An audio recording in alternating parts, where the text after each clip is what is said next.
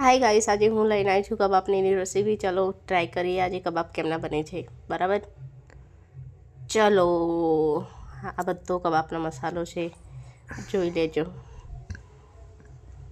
આ બધું અંદર નાખવાનું રહે છે, તો જ કબાબ મસ્ત આપણા બને છે। આદુ, લીંબુ, ચિકન દાણાનો મસાલો, આખા ધાણા, મરી કાઢી।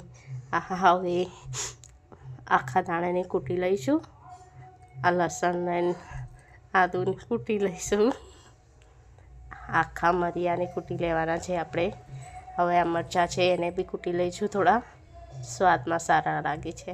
ત્યાં સુધી આપણે ખીમો ધોઈ લઈએ। ખીમો ધોઈને વાટકામાં લઈ લઈશું એક।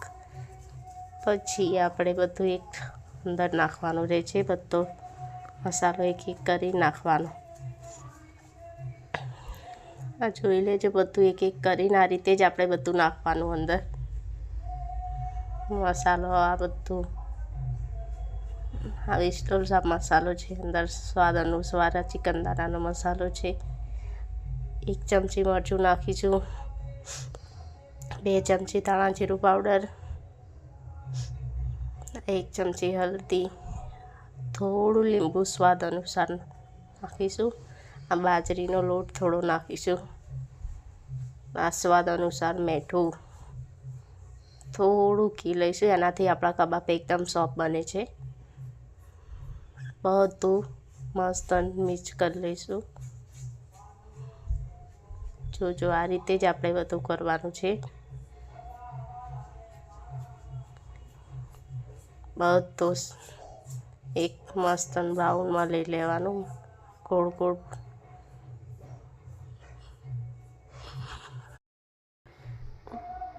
ગોળ દડા બનાવી લેવાના। હવે કઢાઈ મૂકી છે, એના અંદર તેલ નાખીને ગેસ ચાલુ કરી દીધો આપણો। ડુંગળી નાખીને ટ્રાય કરીએ છીએ તેલ આપણું થયું કે નહીં। હવે એક એક કરીને બધા અંદર મૂકી દેવાના।